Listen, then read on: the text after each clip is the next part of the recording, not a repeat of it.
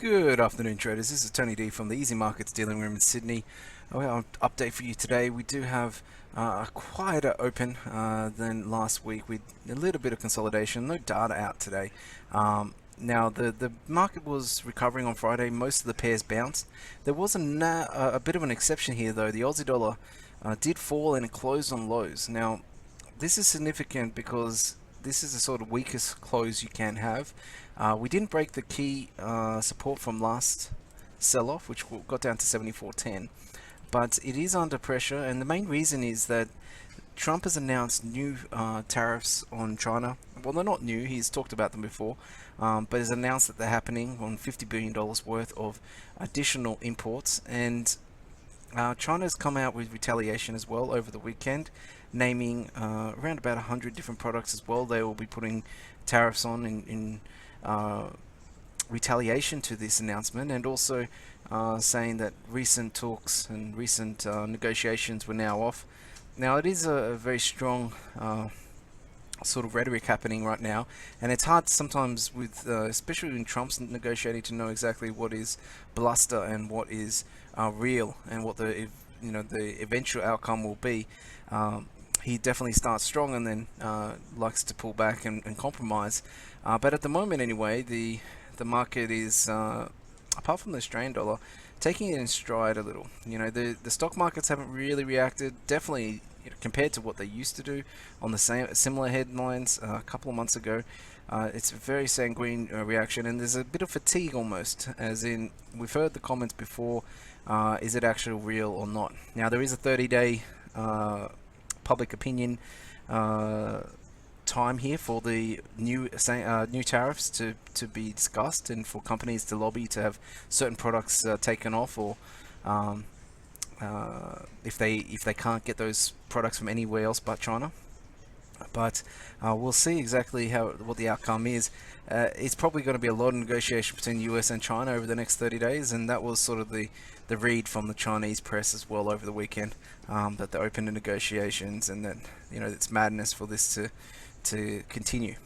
But the Aussie dollar is right down here at that previous low, and if we were to break that low, it'd be very hard technically for the market not to push lower. And if you're looking back on the levels here, then the next big level that does come into play is down towards that 71.80. So we've still got a fair bit of room here that the market can move if we are to break lower. So something to keep an eye on. Now, the Euro Aussie and Pound Aussie are looking really nice as well. Both responding to that, but we just have to see whether this story grabs hold. If the stock market does not run with this story, then it's going to be very hard for the currency market to keep on playing it again and again. So this is not by no means 100% sure that you're going to break, but it is a big candle. It is a nice reversal off that downtrend, and definitely does have the potential to break it if things get worse. So that's something to keep an eye on this week, because there isn't much data. It is mostly going to be how this trade war develops. If you're looking for the main event this week, then stay tuned for Thursday, which is the Bank of England. Now, the Bank of England sort of surprised everyone a couple months ago when they totally reversed track on raising rates, and the pound since then has fallen a good 1,100 points, and it is now it's a much more interesting situation given that data has rebounded quite aggressively in the past couple of weeks, and there is some hawkish comments. So apart from the US dollar and the euro falling, the pound is on a much more constructive footing.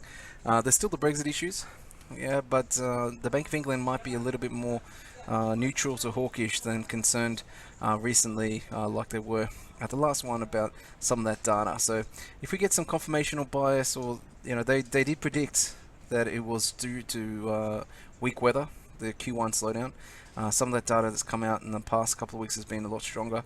So if they do comment upon this, then the market can go away from this being a little bit more upbeat. But we do have the Brexit issues. Now, those Brexit issues are coming up as well in terms of the next week. There is a big meeting, EU summit, where the EU, where the UK white paper on Brexit is going to be produced. And that's really going to be important for the market to digest and see exactly how the UK government plans on what sort of Brexit deal they're looking for.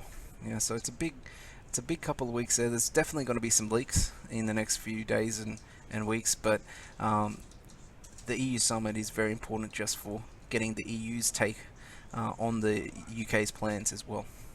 Alright guys, if you want to come through and talk about some of the pairs, or you want to look at some of the different crosses there, you can call me on the numbers below.